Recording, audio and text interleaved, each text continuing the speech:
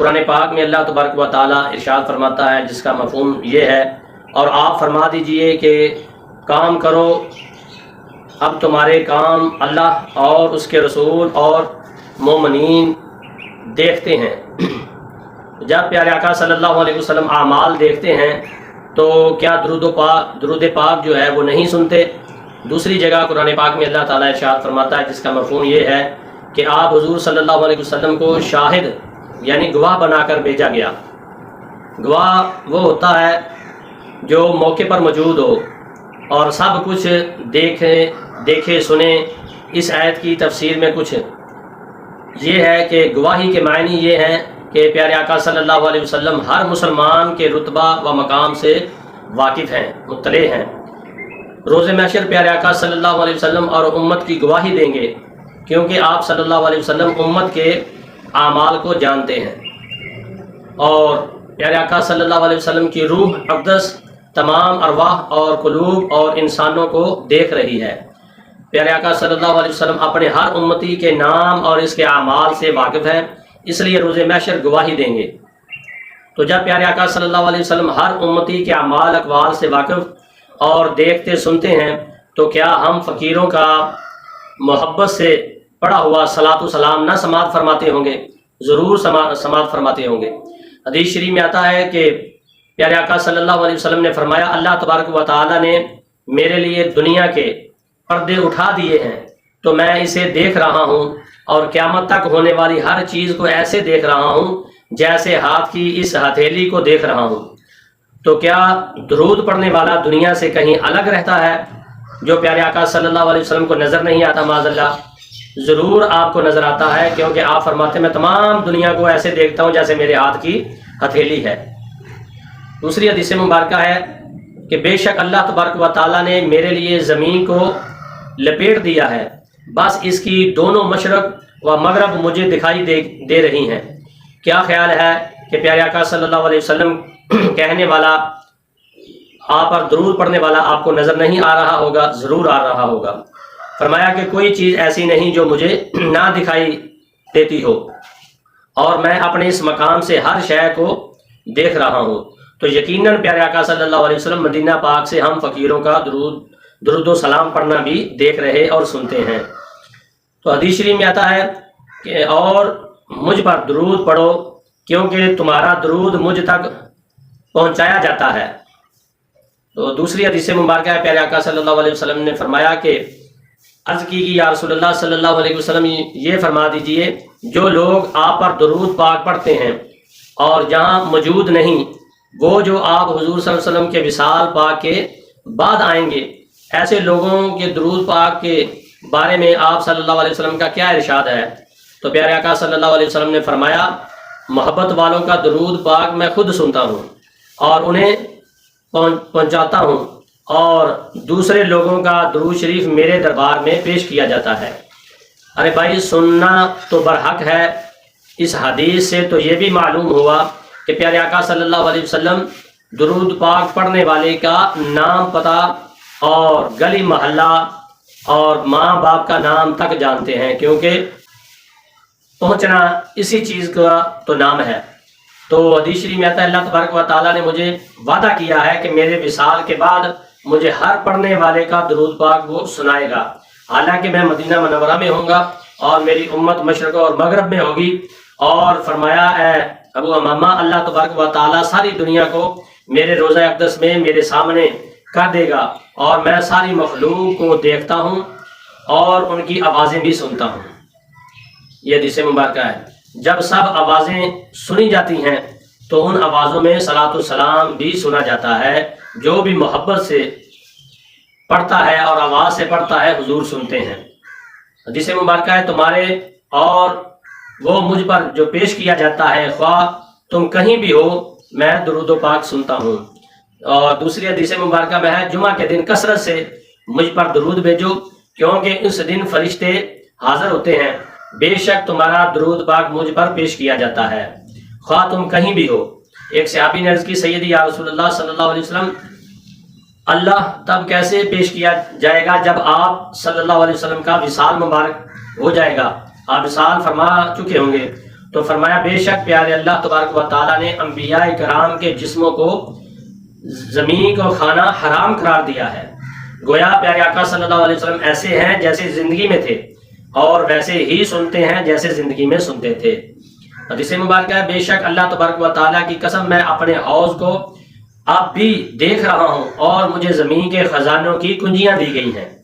مجھے سمجھایا گیا ہے کہ 7 آسمان اور 7 آسمان پار حوض جو ہے وہ دکھایا جاتا ہے، اور زمین پر امتی کو نہ دیکھنا یہ کیسا فلسفہ ہے، ضرور دیکھتے ہیں آپ صلی اللہ علیہ وسلم۔ حدیث مبارکہ ہے باقی دنوں میں فرشتے تمہارا درود پہنچاتے ہیں، مگر جمعہ کے دن اور رات جو مجھ پر درود پڑھا جائے اس کو میں اپنے کانوں سے سنتا ہوں، چاہے وہ دنیا کے کسی کونے میں ہو۔ حدیث مبارکہ جب کوئی مسلمان مجھ پر درود بھیجتا ہے تو اللہ تبارک و تعالیٰ میری روح واپس لوٹا دیتا ہے اور میں اس کے سلام کا جواب دیتا ہوں۔ دن رات ہر لمحہ میں کروڑوں سلاموں کے تحفے پہنچتے ہیں، پھر روح مبارک کی نکلتی کب اور آتی کب ہوگی؟ یقیناً آپ صلی اللہ علیہ وسلم قبر انور میں زندہ ہیں اور ہمارے سلاموں کا جواب عنایت فرماتے ہیں۔ حدیث شریف میں آتا ہے کہ پیارے آقا صلی اللہ علیہ وسلم نے فرمایا ہر جمعہ اور پیر کو مجھ پر زیادہ درود پڑھا کرو میری وفات کے بعد، کیونکہ میں تمہارا درود و پاک بلا واسطہ سنتا ہوں، یعنی خود بغیر کسی فرشتے کے وسیلے سے حضور خود سنتے ہیں۔ حدیث شریف ہے جو میری قبر انور کے پاس درود شریف پڑھے گا میں خود سنوں گا، اور جو دور سے درود شریف پڑھے گا تو مجھ پر پہنچایا جائے گا۔ حدیث شریف میں آتا ہے پیارے آقا صلی اللہ علیہ وسلم نے فرمایا کہ میرے علم کی کیفیت وفات کے بعد ابھی وہی رہے گی جو میری حیات میں ہے۔ اور حیات کریمہ میں آپ صلی اللہ علیہ وسلم کی علم کی کیفیت کیا تھی؟ تو پیارے آقا صلی اللہ علیہ وسلم کا یہ فرمان پاک یاد فرما لیں۔ حدیث شریف میں آتا ہے کہ میں وہ کچھ دیکھتا ہوں جو تم نہیں دیکھتے، اور وہ کچھ سنتا ہوں جو تم نہیں سنتے۔ تو ہم دور سے نہیں سنتے، پیارے آقا صلی اللہ علیہ وسلم دور سے بھی سنتے ہیں، زندگی میں بھی سنتے تھے اور اب بعد از وصال بھی، کیونکہ پیارے آقا صلی اللہ علیہ وسلم کی حیات اور وصال ایک جیسے ہی ہیں۔ حدیث شریف میں آتا ہے پیارے آقا صلی اللہ علیہ وسلم نے فرمایا جس نے میری وفات کے بعد میری قبر کی زیارت کی گویا کہ اس نے میری حیات میں میری زیارت کی۔ اس سے درود پاک کا سنا جانے میں کوئی احبام جو ہے نہیں رہ جاتا۔ حدیث شریف میں آتا ہے کہ اللہ تبارک و تعالیٰ کی قسم میں لوح محفوظ پر قلم کے چلنے کی آواز سنتا تھا، حالانکہ میں ابھی اپنی ماں کے پیٹ میں تھا، اور عرش کے سامنے آفتاب و مہتاب کے سجدے کرنے کی آواز سنتا تھا۔ ماں کا پیٹ اور قبر باہم مشابہ ہے، تو جب پیٹ میں سننا ثابت ہے تو قبر میں کیوں نہیں؟ تو حدیث شریف میں آتا ہے بندہ قبر میں لوگوں کے جوتوں کی آہٹ سنتا ہے، تو یہ مسلم غیر مسلم عام بندے کی سماعت کا عالم ہے، تو شاہد عالم صلی اللہ علیہ وسلم کی سماعت کا کیا عالم ہوگا؟ حدیث شریف میں پیارے آقا صلی اللہ علیہ وسلم گھڑے والے کفار یعنی کہ جنگ بدر کے مقتولوں جو کہ کافر مر چکے تھے ان کے پاس تشریف لے گئے اور فرمایا اے فلاں جو تمہارے رب نے وعدہ کیا تھا تم نے اسے سچ پا لیا۔ تو صحابہ کرام نے عرض کی سیدی یا رسول اللہ صلی اللہ علیہ وسلم آپ مردوں کو پکار رہے ہیں، کیا وہ سن رہے ہیں؟ تو آپ صلی اللہ علیہ وسلم نے فرمایا وہ تم سے زیادہ سنتے ہیں لیکن وہ جواب نہیں دے سکتے۔ یہ کفار کی سماعت کا عالم ہے، تو شاہ کونین صلی اللہ علیہ وسلم کی سماعت کا اندازہ کون لگا سکتا ہے؟ حدیث شریف میں آتا ہے فرمایا کہ مجھ پر درود بھیجو، اللہ تبارک و تعالیٰ نے میرے مزار پر ایک فرشتہ متعین فرمایا ہے، جب کوئی میرا امتی مجھ پر درود بھیجتا ہے تو وہ مجھ سے عرض کرتا ہے سیدی یا رسول اللہ صلی اللہ علیہ وسلم فلاں بن فلاں نے ابھی آپ صلی اللہ علیہ وسلم پر درود بھیجا ہے۔ یہ حال ہے خدمتگاروں کا، سرکار کا عالم کیا ہوگا؟ تو حدیث شریف میں ہے سیدہ پیارے آقا صلی اللہ علیہ وسلم جو ہے وہ دور و نزدیک سے درود شریف پڑھنے والے کا نام بھی جانتے ہیں، ماں باپ کا نام بھی جانتے ہیں، اور خود ان کا درود سنتے ہیں۔ سیدنا میسرہ بن مسروق کے سلامی لشکر کا نعرہ تھا یا محمد صلی اللہ علیہ وسلم۔ تو میدان کربلا میں سیدنا زینت نے میدان کربلا میں پکارا یا محمد صلی اللہ علیہ وسلم، اور حلب کی جنگ میں حدیث شریف میں آتا ہے کہ سیدنا کعب بن حمزہ نے رضی اللہ تعالیٰ عنہ نے پکارا یا محمد صلی اللہ علیہ وسلم. تو جنگ یرموک میں حدیث شریف میں آتا ہے سیدنا خالد بن ولید کی فوج کا اسلامی نعرہ تھا یا محمد یا رسول اللہ صلی اللہ علیہ وسلم. جنگ دروگ میں حدیث شریف میں آتا ہے کہ سیدنا میسرہ بن مسروق رضی اللہ تعالیٰ عنہ نے اسلامی لشکر کا نعرہ تھا کہ یا محمد صلی اللہ علیہ وسلم. یہ صحابہ کرام یا کے ساتھ بھی آپ صلی اللہ علیہ وسلم کو پکارا کرتے تھے. تو پیارے آقا صلی اللہ علیہ وسلم کی پاک زندگی میں اور بعد میں سینکڑوں میل دور سے صحابہ کرام کہ یا محمد یا رسول اللہ کے نعرے سننے جاتے تھے. تو کیا ہمارا صلاۃ والسلام نہیں سنا جاتا؟ ضرور سنا جاتا ہے. حدیث شریف میں آتا ہے کہ پیارے آقا صلی اللہ علیہ وسلم نے فرمایا بے شک میں تجھے رویا کو پہنچانا چاہتا ہوں جب تو خفا ہوتی ہے اور پہنچانا چاہتا ہوں جب تو راضی ہوتی ہے. تو پوچھا گیا سیدی یا رسول اللہ صلی اللہ علیہ وسلم یہ کیسی پہچان آپ ارشاد فرما رہے ہیں؟ تو پیارے آقا صلی اللہ علیہ وسلم نے فرمایا یعنی جب تو خفا ہوتی ہے تو مجھے یا محمد کہہ کر پکارتی ہے اور جب تو راضی ہوتی ہے تو مجھے یا رسول اللہ کہہ کر پکارتی ہے. یہ حدیث پاک پیارے آقا صلی اللہ علیہ وسلم کے سچی محبت کرنے والوں کے لیے مشعل راہ ہے اور لاتعداد سوالات کے جوابات کا ذریعہ ہے. ان حدیث سے روز روشن کی طرح عیاں ہے کہ ہمارا کسی جگہ پڑا ہوا یا رسول اللہ والا درود شریف ہمارے پیارے آقا صلی اللہ علیہ وسلم سماعت فرماتے ہیں. اور حضرت شبلی رحمۃ اللہ علیہ الصلاۃ والسلام علیک یا رسول اللہ والے درود شریف کے قائل تھے اور پڑھتے تھے. اسی بنا پر ان کو پیارے آقا صلی اللہ علیہ وسلم کی زیارت نصیب ہوئی. اور سابق سعودی جو ہے خطیب سفیر خطیب شیخ الحرم کعبہ علامہ شیخ عبد الحمید رحمۃ اللہ علیہ جو کہ تفسیر خطیب اور آپ نے تفسیر خطیب جو ہے وہ لکھی ہے الخطیب امام عادل اور اس میں ارسال کتب کے مصنف ہیں. اسی ارسالات کے دباچے میں آپ ندائے یا رسول اللہ صلی اللہ علیہ وسلم اور الصلاۃ والسلام علیکہ یا رسول اللہ صلی اللہ علیہ وسلم والا درود شریف پڑھنا جائز لکھا ہے. اور نسیم حجازی نے اپنی ترکی کے سفر نامے میں لکھا ہے کہ مسجد کے خطیب صاحب تھوڑے تھوڑے وقفے بعد نمازیوں کو درود و سلام پڑھنا شروع کر دیتے جس کے الفاظ یہ ہوتے تھے کہ ہر پاکستانی کان اشنا کر لے کہ صلاۃ و سلام علیکہ یا رسول اللہ وعلی آلہ وصحبہ یا حبیب اللہ. اور مولوی اشرف علی تھانوی صاحب اپنی کتاب امداد المشتاق میں لکھتے ہیں کہ اپنے پیر و مرشد حضرت حاجی امداد اللہ مہاجر مکی کا فتویٰ درج کرتے ہیں کہ صلاۃ و سلام علیکہ یا رسول اللہ صلی اللہ علیہ وسلم اس سیغے سے بعد لوگ کلام کرتے ہیں بس اس کے جواز میں شک نہیں ہے جبکہ یہ اس درود و سلام پڑھنا جائز ہے. تو ضیاء القلوب میں بھی لکھا ہے جو سیدی یا رسول اللہ صلی اللہ علیہ وسلم 100 بار پڑھے تو اسے خواب میں بیداری میں پیارے آقا صلی اللہ علیہ وسلم کی زیارت نصیب ہوگی.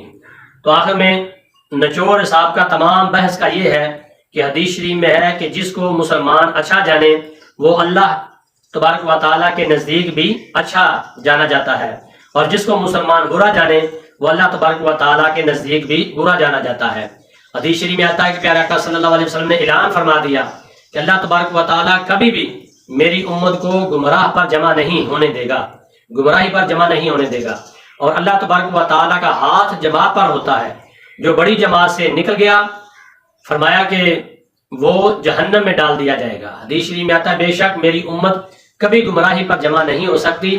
اگر تم میں اختلاف دیکھو ان میں تو تم پر لازم ہے کہ سب سے بڑی جماعت سواد اعظم کو اختیار کرو، چونکہ اذان سے قبل صلاۃ والسلام پر مسلمین کی ایک بڑی جماعت یعنی جماعت اہل سنت کا عمل ہے، لہٰذا یہ جائز ہے اور مستحسن اور نیک عمل ہے جس پر اولیاء اعظام فقہا اور مسلمانوں کی ایک کثیر تعداد بڑی محبت سے اور الفت سے پیارے آقا صلی اللہ علیہ وسلم پر درود و سلام پڑھتی ہے.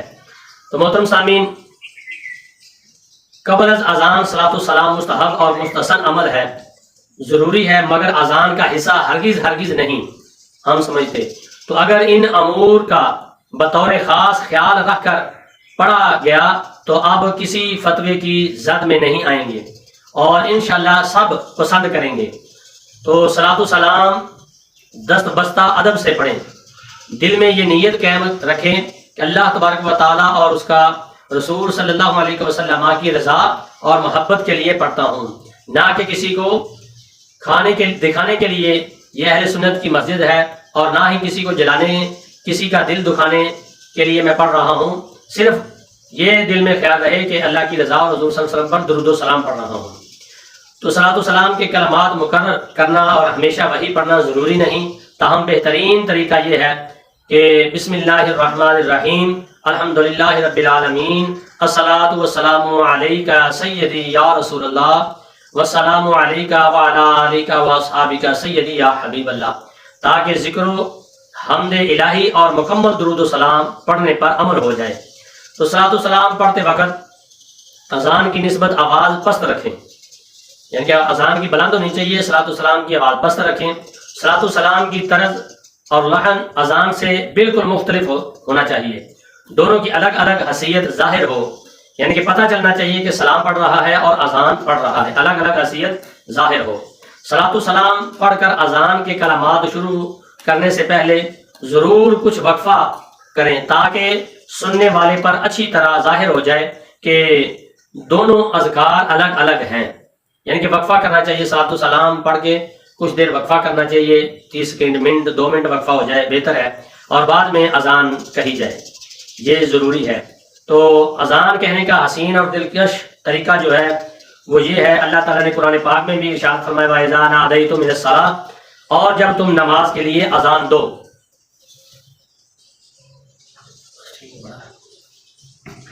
تو پھر کال شروع کرا